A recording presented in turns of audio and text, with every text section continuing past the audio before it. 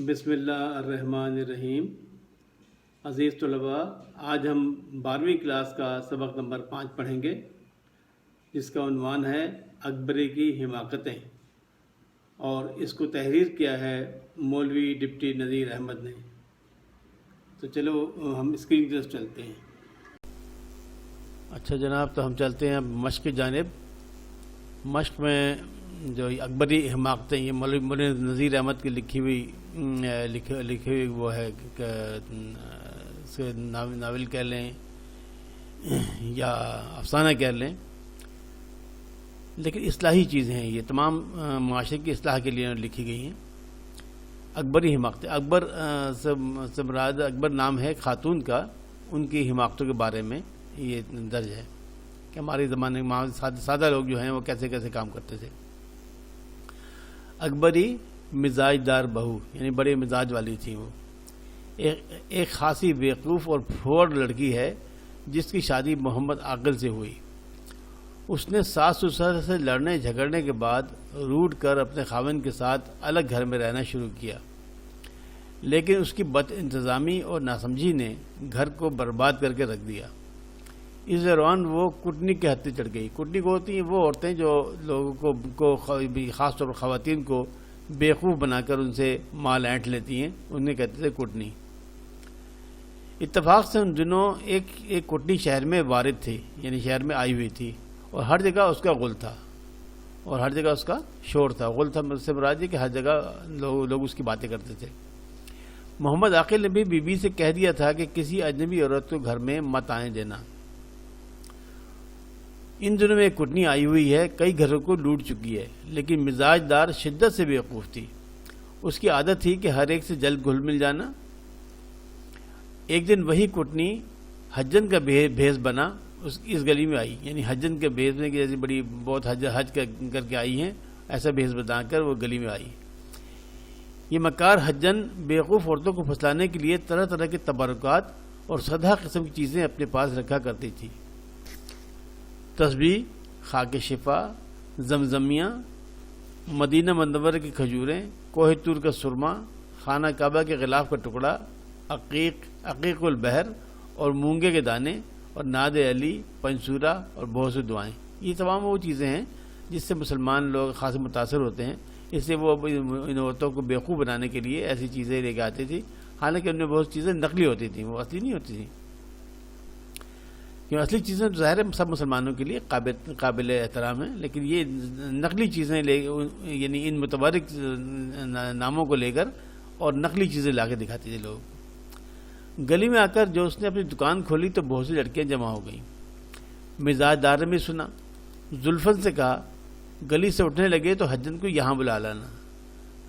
زلفن ان کی نوکرانی تھی، اس سے کہا کہ جب یہ اٹھنے لگے تو ان کو یہاں گھر پہ بلا لانا، ہم بھی تبرکات کی زیارت کریں گے۔ زلفن جا کھڑی ہوئی اور حجن کو بلا لائی۔ مزاج نے بہت خاطرداری سے حجن کو پاس بٹھایا اور سب چیزیں دیکھی۔ سرما اور ناد علی 2 چیزیں پسند کی۔ حجن نے مزاجدار کو باتوں ہی باتوں میں تاڑ لیا کہ یہ عورت جلد ڈھب پر چڑھ جائے گی، یعنی ان کی باتوں میں آ جائے گی۔ 1 پیسے کا بہت سا سرما تول دیا، یعنی تاکہ اپنے لیے اس کے دل میں جگہ بنانے کے لیے، حالانکہ سرمے کی قیمت زیادہ ہوگی، لیکن وہ 1 پیسے کا اس نے کافی سارا اس کو دے دیا، اور 2 آنے کو ناد اہلی حوالے کی۔ ناد علی جو تھی وہ اس کو 2 آنے میں دے دی، حالانکہ اس کی قیمت زیادہ تھی، اور فیروزے کی 1 انگوٹھی تبرک کے طور پر اپنے پاس سے مفت دی، یعنی 1 انگوٹھی جس میں فیروزہ جڑا ہوا تھا، ظاہر اس کی قیمت زیادہ ہوتی ہے، اچھی خاصی قیمت ہوتی ہے، تو اس نے اس کو مفت میں دے دی، صرف اس کو مطلب قابو کرنے کے لیے، تاکہ وہ اس کی مطلب کہ چیزیں دیکھ کر اور سمجھے گی کہ بھئی میری بہت خیر خواہ ہے۔ مزاج دار ریجھ گئی یعنی اس کی باتوں میں آ گئی۔ اس کے بعد حجن نے سمندر کا حال، عرب کی کیفیت اور دل سے جوڑ کر 2-4 باتیں ایسی کیں کہ مزاجدار نے کمال شوق سے سنا اور اس کی طرف ایک خاص التفات کیا، یعنی بڑی محبت سے اس کی باتیں سننے لگی۔ حجن نے پوچھا کیوں بھی تمہارے کوئی بال بچہ نہیں؟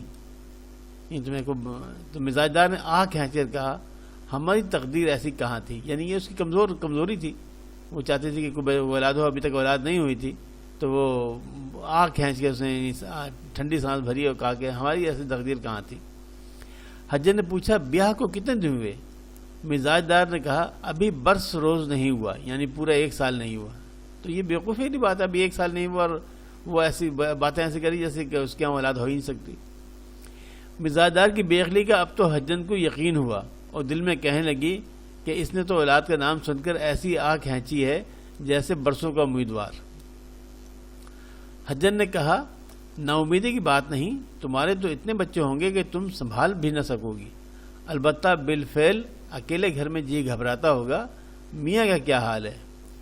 اب یہ طریقے سے وہ پوچھ رہی ہے، پورے گھر کا حال پوچھنے کی کوشش کر رہی ہے۔ مزاج دار نے کہا ہمیشہ مجھ سے ناخوش رہا کرتے ہیں۔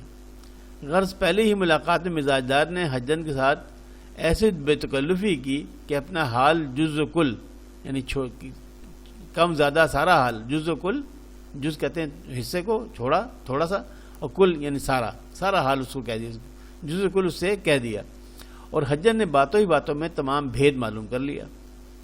ایک پہر کامل حجن بیٹھے رہی، یعنی پورا ایک نماز اور دوسرے نماز کے درمیان جو وقت ہوتا ہے جسے کہتے ہیں ایک پہر کامل، یعنی پورے اتنی دیر وہ ان کے پاس بیٹھے رہی۔ رخصت ہونے لگی تو مزاج دار نے بہت منت کی کہ اچھی بھی حجن اب کب آؤ گی؟ حجن نے کہا میری بھانجی موم گروں کی چھتے میں رہتی ہے اور بہت بیمار ہے۔ موم گروں کے چھتے میں مطلب وہ علاقے کا نام ہے، تو بہت بیمار ہے، اسی کے علاج کے واسطے میں آگرے سے آئی ہوں۔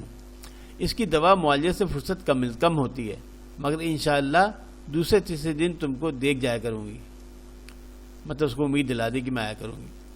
اگلے دن حجن پھر موجود ہوئی، کہاں تو وہی کہہ رہی تھی کہ میں کبھی کبھار آ جاؤں گی، لیکن اگلے ہی دن پھر آ گئی، کیونکہ اس کو پتا تھا کہ یہ اب اس کی باتوں میں آتی جا رہی ہے۔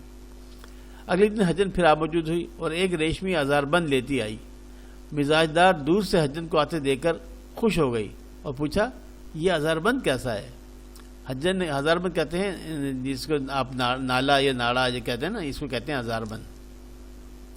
حجن نے کہا بکاؤ ہے، یعنی بیچنے کے لیے ہے۔ مزاج دار نے پوچھا کتنے کا ہے؟ حجن نے کہا 4 آنے کا۔ محلے میں ایک بیگم رہتی ہیں، اب غریب ہو گئی ہیں، اسباب بیچ کر گزر کرتی ہیں، میں اکثر ان کی چیزیں بیچ دیا کرتی ہوں۔ مزاج دار اتنا سستا ہزار بند دے کر لوٹ ہو گئی، یعنی فریفتہ ہو گئی، لوٹ ہو گئی مطلب ہے کہ اس کے دل میں لالچ آ گیا۔ فوراً پیسے نکال حجن کے ہاتھ پر رکھ دیے اور بہت گڑ گڑا کر کہا اچھی بھی جو چیز بکاؤ ہوا کرے پہلے مجھ کو دکھا دیا کرو، یعنی جو چیز بھی ایسی کوئی بکنے والی ہو کہ اس کو پتہ چلا کہ تو بہت ہی سستی چیز دے دی ہے، تو کہنے لگی جو چیز ایسی کوئی بکنے کے لیے آپ کے پاس آئے تو پہلے مجھے دکھا دینا۔ حجن نے کہا بہت اچھا، پہلے تم پیچھے اور، یعنی پہلے تم اور بعد میں کوئی اور۔ اس کے بعد ادھر ادھر کی باتیں ہوا کی۔ چلتے ہوئے حجن نے ایک بٹوا نکالا، اس میں کپڑے اور کاغذ کی کئی تہوں میں تھوڑی لونگیں تھیں، ان میں سے 2 لونگیں حجن نے مزاج دار کو دی اور کہا کہ دنیا میں ملاقات اور محبت اس واسطے ہوا کرتی ہے کہ ایک دوسرے کو فائدہ ہو۔ یہ 2 لونگیں میں تم کو دیتی ہوں، ایک تو تم اپنی چوٹی میں باندھ لو، چوٹی میں مطلب بالوں چوٹیا میں اپنی چوٹی میں باندھ لو، اور دوسری بہتر تھا کہ تمہارے میاں کی پگڑی میں رہتی، پر تمہارے میاں شاید شبہ کریں، خیر تکیے میں سی دو۔ اگر وہ شک کریں گے کہ کیا چیز لگا رہی پگڑی میں تو تم اس کو تکیے میں سی دینا، اور ان کا اثر آج ہی دیکھ لینا، لیکن اتنی احتیاط کرنا کہ پاک صاف جگہ میں رہیں، اور اپنے قد کے برابر ایک کلاوہ مجھ کو دو، کلاوہ سے مراد یہ دھاگا، ایک کلاوہ مجھ کو دو، میں تم کو ایک گنڈا بنوا دوں گی، یعنی میں اس کو تمہیں ایک گنڈا تعویذ جسے کہتے ہیں نا وہ بنوا دوں گی۔ میں جب حج کو گئی تھی تو اسی جہاز میں ایک بھوپال کی بیگم بھی سوار تھی، شاید تم نے ان کا نام بھی سنا ہو، بلقیس جہانی بیگم۔ ابھی اپنے پاس سے بتا رہی ہیں تاکہ وہ اور کہہ اس کو ایسے رہی جیسے وہ کہے کہ ہاں میں جانتی ہوں، تو یہ سب باتیں دوسرے کو بہلانے پھسلانے کے طریقے ہوتے تھے۔ بلقیس جہانی بیگم، سب کچھ خدا نے ان کو دے رکھا تھا، دولت کی کچھ انتہا نہ تھی، نوکر چاکر، لونڈی، غلام، پالکی، نالکی، سب بھی کچھ تھا۔ پالکی نالکی مرادی کہ پالکی جس میں وہ خواتین زمانے میں بیٹھ کے سفر کرتی تھی، اس زمانے کی سواری وہی ہوتی تھی، تو پالکی نالکی سب بھی کچھ تھا۔ ایک تو اولاد کی طرف سے رنجیدہ رہا کرتی تھی، کوئی بچہ نہ تھا۔ دوسرے نواب صاحب کو ان کی طرف مطلق التفات نہ تھا، یعنی ایک تو ان کو یہ غم تھا کہ میری اولاد نہیں ہے، دوسرے یہ کہ نواب صاحب جو ان کے شوہر تھے ان کو ان کی طرف مطلق التفات تھا، یعنی بالکل ان سے محبت نہ کرتے تھے، شاید اولاد نہ ہونے کی وجہ کی سبب محبت نہ کرتے ہوں، ورنہ بیگم صورت میں چند آفتاب، چند ماہتاب اور حسن و دولت پر مزاج ایسا سادہ کہ جیسے ہم چیزوں کو برابر بٹھانا اور پوچھنا، یعنی بہت پیسے والے ہونے کے باوجود وہ مطلب ہے کہ ہم غریبوں کو بھی ساتھ بٹھانے میں کوئی ان کو برا نہیں لگتا تھا، اتنی سادہ مزاج تھی۔ بیگم کو فقیروں پر پرلے درجے کا اعتقاد تھا، یعنی فقیروں پر بہت اعتماد کرتی تھی۔ ایک دفعہ سنا کہ 3 کوس پر کوئی کامل وارد ہے، یعنی ایک دفعہ سنا کہ 3 کوس یعنی 3 میل کے فاصلے پر کوئی بہت کام پہنچا ہوا شخص آیا ہوا ہے۔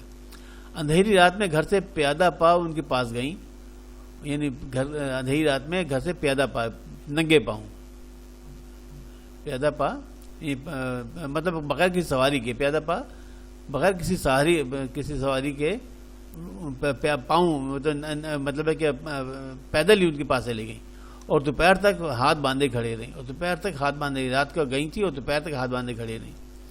فقیروں کے نام کے قربان جائیے، ایک مرتبہ شاہ صاحب نے آنکھ اٹھا کر دیکھا، فرمایا کہ جا مائی رات کو حکم ملے گا، یعنی ان سے کہا کہ جا رات کو تمہیں پتہ چل جائے گا۔ بیگم کو خواب میں بشارت ہوئی کہ حج کو جا اور مراد کا موتی سمندر سے نکال لا، یعنی تم حج کرنے جاؤ تو تمہارے دل کی مراد پوری ہو جائے گی، مراد کا موتی سمندر سے نکال لا یعنی دل کی مراد پوری ہو جائے گی۔ صبح کو اٹھ کر حج کی تیاریاں ہونے لگیں۔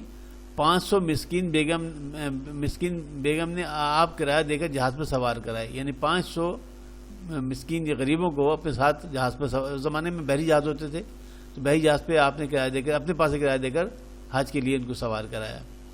ان میں سے ایک میں بھی تھی، یعنی ان غریبوں میں ایک میں بھی تھی۔ ہر وقت کا پاس رہنا، بیگم صاحبہ الہی دونوں جہان میں سرخ رو، یعنی ان کی تعریف بھی کری کہ اللہ تعالیٰ ان کو ہمیشہ دونوں جہانوں میں ان کو اللہ تعالیٰ عزت دے، مجھ پر بہت مہربانی کرنے لگی اور سہیلی کہا کرتی تھی۔ 10 دن تک برابر جہاز پانی میں چلا۔ 11ویں دن بیچ سمندر کے ایک پہاڑ دکھائی دیا۔ نا خدا نے کہا کوہ حبشہ یہی ہے، کوہ حبشہ یعنی حبشہ کا پہاڑ یہی ہے۔ ایک بڑا کامل فقیر اس پر رہتا تھا، جو گیا با مراد آیا، یعنی جو بھی ان کے پاس گیا اس کی مراد پوری ہو گئی۔ بیگم صاحبہ نے ناخدا سے کہا کہ کسی طرح مجھ کو اس پہاڑ پر پہنچاؤ۔ ناخدا نے کہا حضور جہاز تو پہاڑ تک نہیں پہنچ سکتا، البتہ اگر آپ ارشاد کریں تو جہاز کو لنگر کریں اور آپ کو ایک کشتی میں بٹھا کر لے چلیں۔ بیگم نے کہا خیر یہ صحیح، یعنی چلو ایسا ہی صحیح۔ 5 عورتیں بیگم کے ساتھ کوئی حبشہ پر گئی تھیں، ایک میں اور 4 اور۔ اب یہ کہانی ان کو سنا رہی تاکہ وہ پوری طرح ان کے قبضے میں آ جائے، مزاج دار۔ پہاڑ پر پہنچے تو عجیب طرح کی خوشبو مہک رہی تھی۔ چلتے چلتے شاہ صاحب تک پہنچے۔ ہو کا مقام تھا، نہ آدمی نہ آدمزاد، تنہا تنہا شاہ صاحب ایک غار میں رہتے تھے۔ کیسی نورانی شکل تھی جیسے فرشتہ۔ ہم کو دعا دی، بیگم کو 12 لونگیں دی اور کچھ پڑھ کر دم کر دیا۔ مجھ سے کہا چلی جا آگرے اور دلی میں لوگوں کے کام بنا، چلی جا آگرے اور دلی میں لوگوں کے کام بنا۔ مجھ سے کہا کہ تو جا اور دلی میں اور آگرے میں لوگوں کے کام آؤ، لوگ جو ایسے جو جن کو پریشانی ہے ان کی پریشانی کو دور کرو۔ بیٹی ان 12 لوگوں میں سے 2 لونگیں یہ ہیں، یعنی یہ بتانا مقصود تھا کہ یہ لونگیں اتنی اہمیت رکھتی ہیں۔ ان 12 لوگوں میں سے 2 لونگیں یہ ہیں۔ ہم سب حج کر کے لوٹے تو نواب صاحب یا تو بیگم کی بات نہ پوچھتے تھے یا یہ نوبت ہوئی کہ ایک مہینے آگے سے بمبئی میں آ کر بیگم کو لینے کو پڑے تھے۔ یعنی پہلے تو بیگم کو پوچھتے ہی نہیں تھے، لیکن جب انہیں اس کے بعد جب یہ ان سے مل لی پیر صاحب سے تو اب وہ 1 مہینے سے بمبئی میں آ کر بیگم کو لینے کے لیے 1 مہینے پہلے ہی آگے بمبئی میں پڑے ہوئے تھے۔ جو ہی بیگم نے جہاز پر سے پاؤں اتارا، نواب صاحب نے اپنا سر بیگم کے قدموں میں رکھ دیا، یعنی بہت ہی اس سے عزت سے پیش آئے اور رو رو کر خطا معاف کرائی۔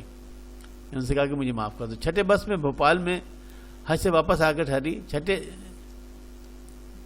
6 برس میں بھوپال میں حج سے واپس آ کر ٹھہری۔ فقیر کی دعا کی برکت سے لگاتار اوپر تلے اللہ رکھے 4 بیٹے بیگم کے میرے رہتے ہو چکے تھے، یعنی 6 برس وہاں رہی وہ بیگم کے پاس، تو اس میں ان میں سے ان کے اوپر تلے 4 بیٹے ہو چکے تھے۔ پھر مجھ کو اپنا دیس یاد آیا، یعنی پھر مجھ کو اپنا دلی یاد آیا۔ بیگم سے اجازت مانگی، بہت روکا۔ میں نے کہا شاہ صاحب نے مجھ کو دلی آگرے کی خدمت سپرد کی ہے، مجھ کو وہاں جانا ضرور ہے، میں نے وہاں ضرور جاؤں گی کیونکہ مجھے یہ فرض سونپا ہے۔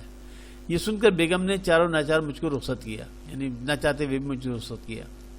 دو لونگے اس کے ساتھ دو ورق کی حکایت دلچسپ مزاج دار دل و جان سے معتقد ہو گئی۔ یہ دو لونگے ان کو جب مل گئیں، اور یہ لونگے بھی ایسی کہ جس کے بارے میں انہوں نے کتنی لمبی کہانی باندھی تھی، تو اس لیے مزاج دار جو ہے وہ تو ان کو بہت اعتقاد ہو گیا۔ حجن تو لونگے دے کر رخصت ہوئی، مزاج دار بہو نے غسل کر کپڑے بدل خوشبو لگا، ایک لونگ بسم اللہ کر کے اپنی چوٹی میں باندھی اور میاں کے پلنگ کی چادر اور تکیوں کے خلاف بدل ایک لونگ کسی تکیے میں رکھ دی، جیسے کہہ کے گئی تھی وہ بڑی بھی۔ محمد عاقل جو گھر آیا، بیوی کو صاف دیکھا، صاف ستھری پلنگ کی چادر بے کہے بدلی ہوئی، خوش ہوا اور التفات کے ساتھ باتیں کرنے لگا۔ یعنی جب وہ صاف ستھرا گھر کو دیکھ کے خوش ہو گیا، یہ سمجھیں لونگ کا اثر ہو رہا ہے، مزاج دار ہی سمجھیں کہ لونگ کا اثر ہو رہا ہے۔ مزاج دار نے کہا دیکھو ہم نے آج ایک چیز مول لی ہے، یہ کہہ کر ہزار بند دکھایا، یعنی یہ کہا کہ میں نے یہ ہزار بند جو ہے آج لیا ہے۔ محمد عاقل نے کہا کتنے کو لیا؟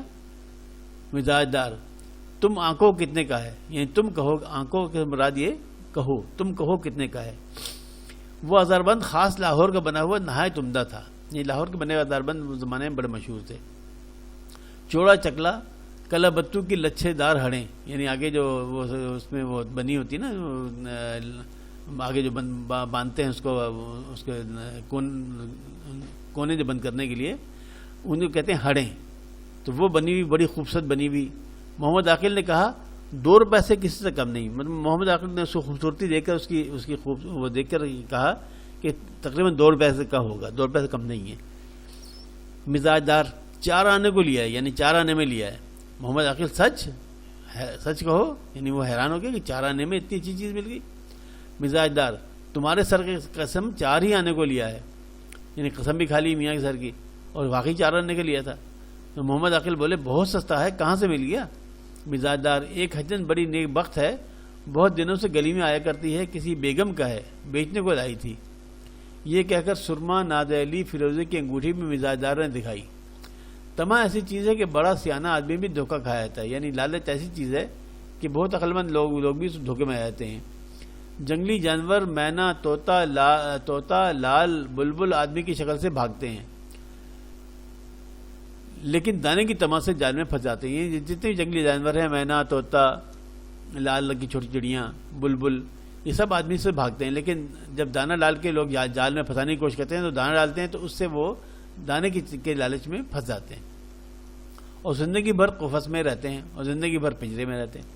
اس طرح محمد عاقل اپنا فائدہ دیکھ کر خوش ہوا، اور جب مزاج دار نے کہا کہ وہ تو حجن بیگم کے تمام سامان جو بکنے کو نکلے گا میرے پاس لانے کا وعدہ کر گئی ہے، تو محمد عاقل نے کہا ضرور دیکھنا چاہیے، لیکن ایسا نہ ہو چوری کا مال ہو، پیچھے خرابی پڑے، اور ہاں حجن کوئی ٹھگنی نہ ہو، یعنی پھر بھی اس کو شک تھا کہ کہیں ایسا کوئی گڑبڑ والی بات نہ ہو، تو کہنے لگے کہ حجن کوئی ٹھگ نہ ہو، مطلب کوئی گڑبڑ کرنے والی، یعنی بیوقوف بنا کر اور تمہارا مال لوٹنے والی نہ ہو۔ مزاج دار نے کہا خدا کرو وہ حجن ایسی نہیں ہے، غص بات گزری ہوگی۔ محمد عاقل سے جو آج ایسی باتیں ہوئیں، لوگوں پر مزاج دار کا اعتقاد جم گیا، یعنی محمد عاقل نے آج ان سے پیار سے اچھی طرح باتیں کی، تو انہوں نے کہا کہ یہ شاید ہو نہ ہو لوگوں کا اثر ہے، لہٰذا اس کا اعتقاد لوگوں پر بہت ہو گیا۔ اگلے دن زلفن کو بھیج حجن کو بلوایا، اور آج مزاج دار بیٹی بنی اور حجن کو ماں بنایا، یعنی ان کو کہنے لگے کہ میں آپ کی بیٹی ہوں اور آپ میری ماں ہیں۔ رات کے وقت محمد عاقل سے پھر حجن کا ذکر آیا۔ محمد عاقل نے کہا دیکھو ہوشیار ہے نا، اس بھیس میں کٹنیاں اور ٹھگنیاں بہت ہوا کرتی ہیں، یعنی اس بھیس میں لوگوں کو لوٹنے والی بہت ہوتی ہیں، تو خیال رکھنا۔ لیکن تما نے خود محمد عاقل کی عقل پر ایسا پردہ ڈال دیا کہ اتنی موٹی بات وہ نہ سمجھا کہ 2 روپے کا مال 4 آنے میں کوئی بے وجہ بھی دیتا ہے، یعنی وہ پھر بھی، یعنی اس کی بھی عقل پہ پردہ پڑ گیا کہ یہ نہیں سوچا کہ 2 روپے کا جو چیز ہے وہ 4 آنے میں کون دے گا بغیر کسی وجہ کے۔ محمد عاقل کو مناسب تھا کہ قطن حجن کے آنے کی ممانعت کرتا، یعنی محمد عاقل کے لیے ضروری یہ تھا کہ وہ منع کر دیتا کہ حجن کو مت آنے دینا، اور سب چیزیں اس کی پھروایا تھا، اور سب چیزیں اس کی واپس کروایا تھا، پھروا دینا واپس کرا دینا۔ مزاج دار کو اتنی عقل کہاں تھی کہ وہ اس طے کو سمجھتی، یعنی اتنی باریکی کو وہ، یعنی اس طے میں کیا تھا اس کو کہاں سمجھ سکتی تھی مزاج دار، وہ تو بیوقوف ہوتی۔ کئی دن کے بعد مزاج دار نے حجن سے پوچھا کیوں بھی آج کل بیگم کا کوئی سامان نہیں لاتی؟ حجن نے جان لیا کہ اس کو اچھی چاٹ لگ گئی ہے اور کہا تمہاری ڈھبی کوئی چیز نکلے تو لاؤں۔ یہ تمہارے مزاج کے مطابق کوئی چیز نکلے گی ملے گی تو لے آؤں گی۔ 2-4 دن کے بعد جھوٹے موتیوں کی ایک جوڑی لائی، جھوٹے موتیوں کی ایک جوڑی لائی اور کہا لو بھی خود بیگم کے نتھ کے موتی ہیں، یعنی اصلی موتی ہیں، خود بیگم کی نتھ کے موتی ہیں، نہیں معلوم 1000 کی جوڑی ہے یا 500 کی۔ پنہ مل جوہری کی دکان پر میں نے دکھائی تھی، پنہ مل جوہری کا نام تھا، پنہ مل لٹو ہو گیا، 200 روپے زبردستی میرے پلے باندھ دیتا تھا، یعنی کہ 200 روپے میں زبردستی مجھے دے رہا تھا کہ 200 روپے لو مجھے دے دو، میں بیگم سے 50 روپے میں لائی ہوں، تم لے لو پھر ایسا مال نہ ملے گا، یعنی تو وہ تو وہاں سے 200 روپے مل لیتے لیکن میں 50 میں لائی ہوں، تم لے لو۔ مزاج دار نے کہا 50 روپے نقد تو میرے پاس نہیں ہے۔ حجر نے کیا ہوا بیٹی، پہنچنیاں بیچ کر لے لو، یعنی اپنے جو ہاتھ میں جو تمہاری چوڑیاں پڑی ہیں ان کو بیچ کے اور لے لو، نہیں تو آج یہ موتی بک جائیں گے، اگر نہیں لوگی تو آج یہ بک جائیں گے۔ اب اس کو لالچ دے رہی ہے نا تاکہ اس کے دل میں لالچ آئے اور وہ اپنی زیور بیچ کے اسے وہ نقلی موتی لے لے۔ حجر نے ایسے ڈھب سے کہا کہ مزاج دار فوراً زیور کا صندوقچہ اٹھا لائی اور حجر کو پہنچے نکال کر حوالے کر دی۔ حجر نے مزاج دار کا زیور دے کر کہا اے ہے کیسی بے احتیاطی سے زیور مولی گاجر کے ساتھ ڈال رکھا ہے، بیٹی دھگدگی میں ڈورا ڈلواؤ، بالی پتے گلو بند بازو بند میلے چکٹ ہو گئے، میل سونے کو کھا جاتا ہے، ان کو اجلواؤ۔ اب دھگدگی سب زیوروں کا نام ہے، دھگدگی میں ڈورا ڈلواؤ یعنی گلے میں ڈالنے والی کوئی چیز ہوگی دھگدگی، تو اس میں ڈورا ڈلواؤ یعنی اس میں وہ ڈورا ڈلاؤ تاکہ پہننے کے کام آئے، اور جتنی بالی ہے تمہاری گلو بند ہے جو باقی چیزیں ہیں وہ اس میں میل چڑھی ہوئی ہے ان کو میل اتروا کے اجلوا لو تاکہ ورنہ میل سونے کو کھا جاتا ہے۔ مزاج دار نے کہا کون ڈورا ڈلوائے اور کون اجلوا کے لائے، ان سے کہتی ہوں تو وہ کہتے ہیں مجھے فرصت نہیں۔ مزاج دار نے کہا کہ بھائی میں میاں سے کہتی ہوں تو ان کو تو فرصت ہی نہیں ہے، کون اجلوائے۔ حجر نے کہا وہی بیٹی یہ کون سا بڑا کام ہے، لو موتی رہنے دو، میں ابھی ڈورا ڈلوا دوں اور جو زیور میلا ہے نکال دو، میں ابھی اجلوا دوں، یہ سب مجھے تو یہ موتی تم چھوڑو، میں ابھی تمہیں ڈورا ڈلوا کے اور زیور جو صاف کرا کے ابھی لا دیتی ہوں۔ تو وہ تو پہلے ہی ماں منایا تھا، اس لیے وہ مزاج دار نے سوچی کہ یہ تو بہت اچھا کام ہو رہا ہے۔ مزاج دار نے سب زیور حوالے کیا۔ حجر نے کہا زلفن کو بھی ساتھ کر دو، سنار کے پاس بیٹھی رہے گی، میں پٹوے سے ڈورے ڈلواؤں گی، یعنی ڈورے ڈلوانے والا دوسرا تھا تو اس نے کہا میں سنار کے پاس اس کو بٹھا دوں گی تاکہ زیور کی حفاظت ہے اور میں اس کو ڈورا ڈلوا کے آ جاؤں گی، تو مجھے اپنی نوکرانی کو ساتھ کر دو، یعنی اس کو پورا اعتماد دلانے کے لیے کہا کہ وہ یہ سمجھے کہ کہیں خدا یہ لے کر بھاگ نہ جائے۔ مزاج دار نے کہا اچھا، یہ کہہ کے زلفن کا آواز دی آئی تو حجر نے کہا لڑکی ذرا میرے ساتھ چل، سنار کی دکان پر بیٹھی رہی ہو، یعنی وہاں تو بیٹھ جانا۔ حجر نے زیور لیا، زلفن ساتھ ہوئی، گلی سے باہر نکلی تو حجر نے رومال کھولا اور زلفن سے کہا لاؤ اجلوانے کے الگ کر لیں اور ڈورا ڈلوانے کے الگ، یعنی جس کو ڈورا ڈلوانا ہے وہ الگ کر لیں اور جس کی صفائی کرانی ہے، جس کو اجلوانا ہے یعنی جس کی چمک ٹھیک کرانی ہے اس کو الگ کر لیں۔ زیور کو الگ کرتے حجر بولی ناک کی کیل کیا ہوئی، یعنی اس میں ناک کی جو لونگ تھی وہ کہاں گئی؟ زلفن نے کہا اسی میں ہوگی، ذرا بھر کے جو چیزیں اسی پوٹی میں دیکھو، یہ چھوٹی سی جو چیزیں اسی پوٹی میں دیکھو۔ پھر حجر آپ ہی آپ بولی اے ہے پاندان کے ڈھکنے پر رکھی رہ گئی، یعنی وہ پاندان جو تھا اس کے ڈھکنے پر میں رکھی تھی پر وہیں رکھی رہ گئی۔ ارے زلفن دوڑ کر جا جلدی سے لیا، اب اسے کہنے لگی جا جلدی سے جا، اور وہ جا کے لیا۔ اب زلفن بھاگی آئی اور دروازے سے چلائی بی بی ناک کی کیل پاندان کے ڈھکنے پر رہ گئی ہے، حجر نے مانگی ہے جلدی دو۔ حجر گلی کے نکڑ پر دینا بنیے کی دکان کے آگے بیٹھی ہے، یہ دینا بنیے جو ہے اس دکان کے آگے بیٹھی ہے، جلدی سے دے دو تاکہ میں جاؤں اس کے ساتھ۔ یہ کہنا تھا کہ مزاجدار بہو کا ماتھا ٹھنکا، یعنی اس کو وہ چونکی کہ یہ کیا کہہ رہی ہے۔ زلفن سے کہا باولی ہوئی ہے، کیل کیسی، میرے پاس کہیں تھی، یہ میرے پاس کوئی کیل ہی نہیں تھی، کون سی کیل مانگ رہی ہو، یعنی میری ناک کی کیل تو میرے پاس تھی ہی نہیں، تو نے دیکھی ہے؟ ارے کمبخت دوڑ دیکھ تو حجر کہیں چلے نہ جائے، جلدی جا جب دوڑ کے جاؤ کہیں حجر غائب نہ ہو جائے۔ زلفن الٹے پاؤں دوڑی گئی، حجر کو ادھر ادھر دیکھا کہیں پتہ نہ تھا۔ مزاج دار سے آگے کہا بھی حجر کا تو کہیں پتہ نہیں، میں بازار تک دیکھ آئی، اتنی دیر میں نہیں معلوم کہاں غائب ہو گئی۔ یہ سن کر مزاج دار سر پیٹنے لگی، ہائے میں لٹ گئی، ارے لوگوں خدا کے لیے دوڑیو، یعنی لوگوں دوڑو، وہ حجر میری لوٹ کے لے گئی۔ موم گروں کی چھتے تک لوگ دوڑے، وہاں جا کر معلوم ہوا کہ کہیں کی بہتی بہاتی مہینے بھر سے کرائے پر آ کر رہی تھی، 4 دن سے مکان چھوڑ چلی ہے، یہ پتہ چلا کہ کہیں سے گھومتی گھامتی آئی تھی، مہینے بھر سے 1 مہینے کرائے پہ آ کر رہی تھی، اور مکان 4 دن ہو گئے مکان چھوڑ کے جا چکی. اب کیا ہو سکتا تھا؟ محمد عاقل نے آ کر سنا تو سر پیٹ دیا اور بیوی سے کہا ارے تو گھر کو خاک سیاہ کر کے چھوڑے گی، میں تو تجھ کو پہلے سے جانتا ہوں، میں جانتا ہوں تو گھر کو اس کا بیڑا غرق یعنی گھر کو تباہ کر کے چھوڑے گی. مزاج نے کہا چل دور ہو، اب باتیں بنانے کھڑا ہوا ہے، ہزاربند دیکھ کر تو نے مجھ سے کہا تھا کہ بیگم کا اسباب ضرور دیکھنا. اب مزاجہ نے کہا کہ تم بھی تو بیوقوف بنے تھے، تم نے تو ہزاربند دیکھ کے کہا تھا کہ بیگم کا اسباب، بیگم جو مال بیچ رہی ہے نواب کے خاندان کی، اس کا سامان ضرور دیکھنا. غز خوب مزے کی لڑائی دونوں میاں بیوی میں ہوئی، تمام محلہ جمع ہو گیا. بات پر بات چلی تو معلوم ہوا کہ اسی حجن نے کنچنی کی گلی میں احمد بخش خان کی بیوی کا تمام زیور اس ہیلے سے ٹھگ لیا کہ ایک فقیر سے دونا کرا دوں گی. یعنی احمد بخش جو سے ان کی بیوی کے تمام زیور اس بہانے سے ٹھگ لیا کہ ایک فقیر سے ڈبل کرا دوں گی، دونا کرا دوں گی، ڈبل کرا دوں گی. روئی کے کٹرے میں میاں مسیطہ کی بیٹی سے ایسی محبت بڑھائی کہ اسے زیور بہانے سے اڑا لے گئی. یعنی ایک اور جگہ بھی واردات کی تھی اس نے، مسیطہ کی بیٹی سے بھی اسے زیور لے گئی تھی. غز زیور تو گیا گزرا ہوا، باتیں بہت سی رہ گئیں. یہ برتن تو سب غائب ہو گئے، زیور تو سب غائب ہو گئے، بس ان کی باتیں ہی رہ گئیں. برتن چوری جا چکے تھے، زیور یوں غارت ہوا. 1000 روپے کی موتیوں کی جوڑی جو لوگوں نے دیکھی تو 3 پیسے کی تھی. یعنی وہ جو کس کو کہی تھی 1000 روپے کی جو جوڑی ہے موتیوں کی، جب لوگوں نے دکھایا پتہ چلا 3 پیسے قیمت ہے، یہ نقلی موتی تھے. تھانے میں اطلاع ہوئی، لوگوں نے بطور خود بہت ڈھونڈا، حجن کا سراغ ملا نہ پر ملا، سراغ نہ ملا پر نہ ملا. یعنی بہت ڈھونڈا، پولیس بھی پیچھے لگی لیکن کچھ پتہ نہیں چلا. اکبری کو جہیز میں جو کپڑے ملے تھے ان کا حال سنیے. جب تک ساس کے ساتھ رہیں، ساس 10ویں دن نکال کر دھوپ دے دیا کرتی تھی. یہ ساس جو تھی وہ نکال کر دھوپ لگا دیتی تھی. شروع برسات میں الگ ہو کر رہیں. کپڑوں کا صندوق جس کوٹھی میں جس طرح رکھا گیا تھا، تمام برسات گزر گئی، اس کو دیکھنا نصیب نہ ہوا، وہیں اسی طرح رکھا رہا. جاڑے کی آمد میں دھلائی کی ضرورت ہوئی تو صندوق کھولا.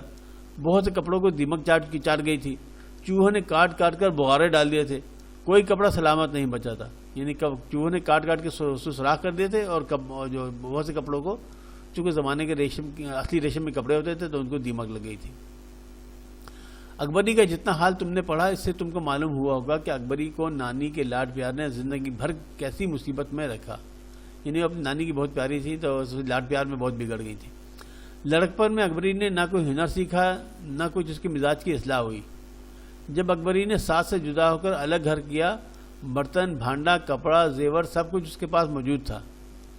یہ جو ساس سے الگ ہوئی تو سب کچھ موجود تھا، لیکن چونکہ خانداری کا سلیقہ نہیں رکھتی تھی، چند روز میں تمام مال و اسباب خاک میں ملا دیا، اور ایک ہی برس میں ہاتھ کان سے ننگی رہ گئی. یہ سب کچھ غائب ہو گیا، زیور بھی گیا اور کپڑوں بھی سب برباد ہو گئے. اگر محمد عاقل بھی اس کی طرح احمق اور بدمزاج ہوتا تو شاید ایک دوسرے سے قطع تعلق ہو جاتا. یعنی اگر وہ بھی بدمزاج ہوتا تو شاید اس کو چھوڑ دیتا. لیکن محمد عاقل نے ہمیشہ عقل و شرافت کو بڑھتا ہے. ہم کو اکبری کے اتنے حالات معلوم ہیں کہ اگر ہم سب کو لکھنا چاہیں تو ایسی 3-4 کتابیں بنیں، مگر اکبری کے حالات پڑھنے سے کبھی تو غصہ آتا ہے اور کبھی طبیعت کرتی ہے کہ اس سے اس کے زیادہ حالات دیکھنے کو جی نہیں چاہتا. یہ جناب مرات العروس کے ناول ہے، کتاب ہے جس میں بہت سے افسانے ہیں، اور ڈپٹی نذیر احمد کی لکھی بھی بہت مشہور و معروف کتاب ہے. اور مرات العروس ایک زمانے میں جو ماں باپ تھے جب اپنی بچی کی شادی کرتے تھے تو مرات العروس اپنی بیٹیوں کو جہیز میں بھی دیتے تھے تاکہ وہ ان کو پڑھیں اور ان کو عقل آئے. ایسی کوئی بیوقوفی والی باتیں نہیں کریں جو اس میں جو خاتون کا ذکر ہے. ایسے بہت سے قصے اس میں موجود ہیں اس کتاب میں. تو جناب ہم نے یہ آج کتاب یہ پڑھ لیا. اب انشاءاللہ ہم اس کا جو وہ ہے مشق، وہ مشق انشاءاللہ بعد میں کریں گے. تو چلیں ہم اس کے بعد مشق کی طرف چلتے ہیں. تو جناب چلیں ہم شروع کرتے ہیں اس کی مشق. تو مشق میں پہلا سوال ہے، مختصر جواب دیجیے. الف، کٹنی نے اکبری کو پھانسنے کے لیے اسے کن کن تبرکات کی زیارت کرائی اور اکبری نے کن 2 چیزوں کو پسند کیا؟ تو اس کا جواب ہے سرما اور ناد علی. بے، اکبری نے 2 روپے والا ہزاربند 4 آنے میں خریدا تو محمد عاقل نے اس کی حوصلہ افزائی کیوں کی؟ اس کا جواب ہے کہ محمد عاقل 2 روپے کی چیز 4 آنے میں ملنے پر لالچ میں آ گیا تھا۔ جیم، کٹنی نے اکبری سے اس کا سارا زیور کس بہانے سے ہتھیا لیا؟ تو اس کا جواب ہے زیور میلا ہو رہا تھا تو اس کو اجلوانے اور نئی ڈوری ڈلوانے کے بہانے سارا زیور لیا اور دھوکہ دے کر غائب ہو گئی۔ اب اس کا اگلا وہ ہے دال، کٹنی نے زلفن کو کیا کہہ کر واپس بھیج دیا؟ تو جواب اس کا یہ ہے کہ کٹنی نے کہا کہ ناک کی لونگ تو گھر ہی رہ گئی ہے، بھاگ کر لے آؤ۔ کٹنی نے اکبری کے علاوہ اور کس کس کو اپنے جال میں پھنسایا؟ اس کا جواب ہے کہ احمد بخش کی بیوی کو اور میاں مسیطہ کی بیٹی کو۔ واو، اکبری نے اپنے جہیز کے کپڑوں کا ستیہ ناش کیسے کیا؟ جواب، چونکہ اکبری نے جہیز کے کپڑوں کو صندوق میں سے نہیں نکالا اور ساری برسات گزر گئی پر ان کو دھوپ نہ لگائی، اس لیے انہیں دیمک لگ گئی۔ سوال نمبر 2، کٹنی نے اکبری کو بھوپال کی بیگم کا جو خود ساختہ واقعہ سنایا اسے اپنے الفاظ میں بیان کیجیے۔ اس کا جواب ہے کٹنی نے بتایا کہ بھوپال کی ایک بیگم بلقیس جہانی بیگم تھیں تو بہت خوبصورت لیکن بے اولاد تھیں اور ان کے شوہر بھی ان کی جانب زیادہ راغب نہیں تھے۔ انہیں ایک فقیر نے کہا کہ وہ حج پر جائیں تو حالات ٹھیک ہو جائیں گے۔ بیگم صاحبہ 500 مسکینوں کو اپنے خرچ پر لے کر حج پر روانہ ہوئیں اور انہیں بھی اپنے ساتھ حج پر لے گئی پانی کے جہاز پر۔ راستے میں ایک پہاڑ آیا جس کا نام تھا کوہ حبشہ۔ مشہور یہ تھا کہ وہاں ایک بزرگ رہتے ہیں اور جو بھی ان تک پہنچ جاتا ہے من کی مراد پاتا ہے۔ جہاز کو لنگر انداز کرایا گیا اور 5 عورتوں کے ساتھ بلقیس بیگم پہاڑ پر پہنچی تو ایک غار میں ایک نورانی شکل کے شاہ صاحب ملے۔ انہوں نے 12 لونگیں دیں اور دعائیں دیں اور مجھے کہا کہ جا اور دہلی اور آگرے کے لوگوں کے کام بنا۔ حج سے واپس آئے تو نواب صاحب بڑی بے چینی سے بمبئی کی بندرگاہ پر بیگم کا انتظار کر رہے تھے، یعنی کہ وہ ان کا جو اتنا اثر ہوا شاہ صاحب کی دعاؤں کا کہ وہ نواب صاحب جو پوچھتے ہی تھے بیگم کو، وہ 1 مہینے سے آگے پڑے تھے بمبئی میں بیگم کے انتظار میں۔ یہ سب مطلب کہانی بنائی گئی ہے۔ بیگم کے پاؤں پر سر رکھ کر معافی مانگی اور خوشی خوشی بھوپال واپس چلے گئے۔ اب اللہ کی فضل سے بیگم صاحبہ کے اوپر تلے 4 بیٹے پیدا ہوئے۔ اچھا، سوال نمبر 3، آپ کے خیال میں اکبری سے کون کون سی حماقتیں سرزد ہوئیں؟ جواب، اکبری کی حماقتیں حزب ذیل ہیں۔ نمبر 1، اکبری نے شوہر کے خبردار کرنے کے باوجود ایک ناشنا عورت کو گھر بلایا۔ نمبر 2، کٹنی کی باتوں میں آ کر اسے اپنا سب احوال بتا دیا، اس طرح کٹنی کو اس کی سب کمزوریوں کا پتہ چل گیا۔ نمبر 3، گھر کو صاف ستھرا دیکھ کر محمد عاقل خوش ہوا تو اس نے یعنی اکبری نے اس بات کو کٹنی کی کراماتی لوگوں کی وجہ سمجھ لیا۔ نمبر 4، کٹنی کی چکنی چپڑی باتوں میں آ کر اسے اپنا سارا زیور پکڑا دیا اور کٹنی جو اس موقع کی طاق میں تھی سارا زیور لے کر رفو چکر ہو گئی۔ 5، اکبری لڑ جھگڑ کر ساس سسر سے الگ ہو گئی تھی لیکن اپنی ساس کی طرح سگڑ نہ تھی، اس لیے ایک جہیز سے کپڑوں کو سال بھر تک صندوق سے نہ نکالا جس کی وجہ سے سب کپڑوں میں دیمک لگ گئی۔ سوال نمبر 4، بعض لوگوں کو اعتراض ہے کہ مولوی نذیر احمد اپنے ناپسندیدہ کرداروں کے عیب بیان کرتے ہوئے مبالغے سے کام لیتے ہیں۔ آپ کے خیال میں اکبری کی حماقتیں معاشرتی نوعیت کی ہیں یا انہیں بڑھا چڑھا کر بیان کیا گیا ہے؟ تو جواب ہے کہ ہمارے خیال میں اگرچہ اکبری کی حماقتیں معاشرتی نوعیت کی ہیں لیکن مولوی نذیر احمد نے اس کے ذریعے اصلاح کی کوشش کی ہے، کیونکہ اس طرح کی غلطیاں آج بھی جاری ہیں۔ آج کل بھی اخباروں میں اس نوعیت کے واقعات چھپتے رہتے ہیں اور اس طرح کی چال باز عورتیں اکثر و بیشتر پکڑی بھی جاتی ہیں۔ مولوی نذیر احمد کی اس تحریر کو اسی تناظر میں دیکھنا چاہیے اور اعتراض برائے اعتراض سے پرہیز کرنا چاہیے۔ سوال نمبر 5، اس سبق کا خلاصہ اپنے الفاظ میں بیان کیجیے۔ جواب ہے کہ اس سبق کا خلاصہ یہ ہے کہ جس طرح اکبری کو اس کی نانی نے لاڈ پیار میں بگاڑ دیا تھا اور کوئی عقل نہیں سکھائی تھی کہ شادی کے بعد کس طرح رہا جاتا ہے، اس سے پرہیز کرنا چاہیے اور لڑکیوں کی تربیت اس طرح کرنی چاہیے کہ وہ اپنا اچھا برا سمجھ سکیں۔ زمانے کی ٹھوکروں سے آخرکار سبھی کو عقل آ جاتی ہے لیکن اس وقت تک خاصا مالی نقصان ہو چکا ہوتا ہے، بلکہ بعض اوقات گھر ہی ٹوٹ جانے کی نوبت آ جاتی ہے۔ یہ سبق یہی بتاتا ہے کہ زندگی گزارنے کے لیے کس طرح کی تربیت اور اور کس طرح کے رویوں کی ضرورت ہوتی ہے۔ سوال نمبر 6، جاہل اور کمزور ایمان کے لوگ توہم پرست ہوتے ہیں۔ سبق میں توہم پرستی کی چند مثالیں موجود ہیں، ان میں سے 2 کی نشاندہی کیجیے اور انہیں اپنے الفاظ میں بیان کیجیے۔ جواب ہے نمبر 1، اکبری نے کٹنی کے لوگوں کے بیان کو سچ جان لیا تھا، جس کی وجہ سے اسے بعد میں بہت نقصان اٹھانا پڑا۔ یہ توہم پرستی کی پہلی مثال ہے۔ نمبر 2، حبشہ کے فقیر کی کرامت کا ذکر بھی توہم پرستی کی ایک مثال ہے، اور اکثر سادہ لوح عورتیں اس طرح کی باتوں میں آ کر لٹ جاتی ہیں۔ سوال نمبر 7، درج ذیل محاورات کو اپنے جملوں میں اس طرح استعمال کیجیے کہ ان کا مفہوم واضح ہو جائے۔ کیا کیا ہیں؟ ڈھب پر چڑھنا، ریجھ جانا، آہ کھینچنا، لوٹ جانا،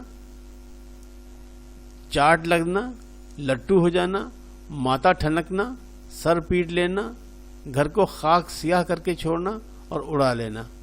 تو اس کا ہم جواب دیتے ہیں، فقرے بناتے ہیں تاکہ ان فقروں سے اس کا مطلب بھی واضح ہو جائے۔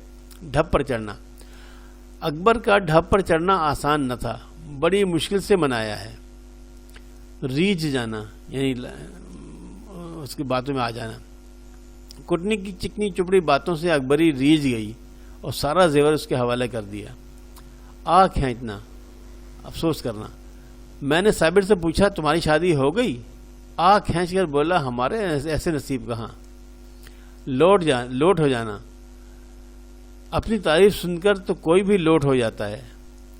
چاٹ لگنا یعنی مزہ پڑ جانا، ارے یار تمہیں تو فلمیں دیکھنے کی چاٹ ہی لگ گئی ہے۔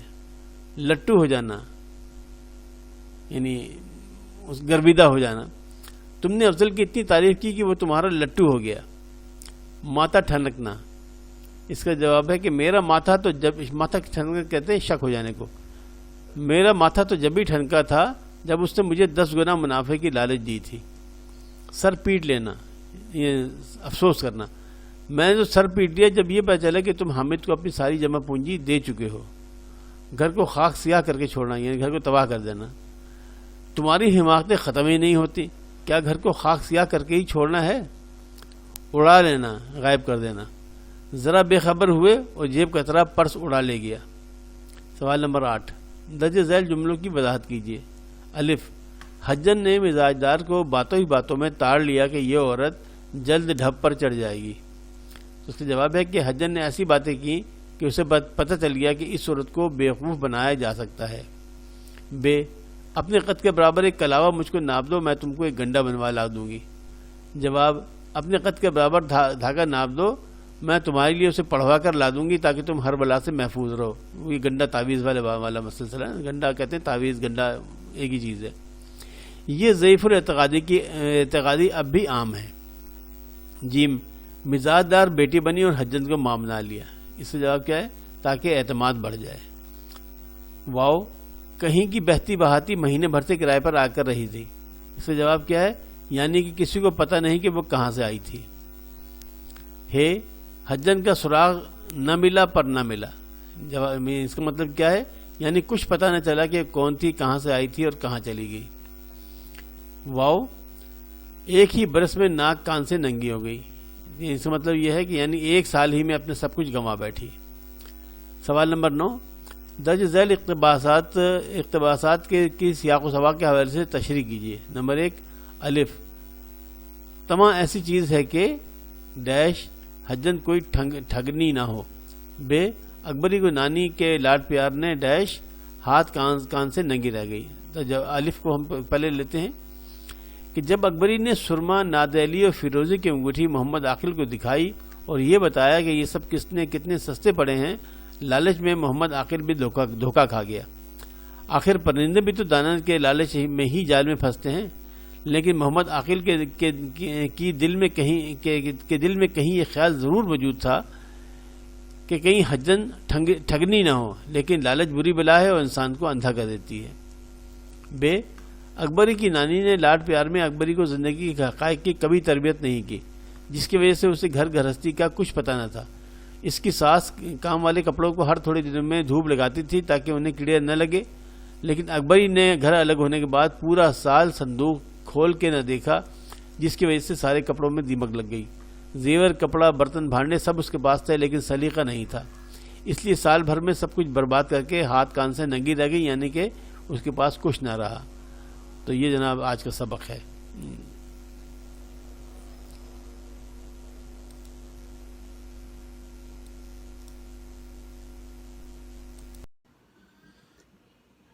تو جناب عزیز طلباء، یہ آج آپ کا 12ویں کلاس کا سبق نمبر 5 یہاں اختتام پذیر ہوتا ہے۔ اب اگلے سبق کے لیے پھر حاضر ہوں گے، لیکن جاتے جاتے آپ کو پھر یاد دہانی کرا دوں کہ میرے آپ اس چینل کو سبسکرائب کر لیجئے، بیل آئیکن کو دبا کر آل کو سلیکٹ کر لیجئے، اور اپنے دیگر ساتھیوں کو اس کے بارے میں ضرور بتائیے، تاکہ ہماری جو یہ کاوشیں ہیں اس کا نتیجہ تمام بچوں کو تک پہنچ سکے اور تمام بچے اس سے استفادہ حاصل کر سکیں۔ اجازت چاہتا ہوں۔ اللہ حافظ و ناصر۔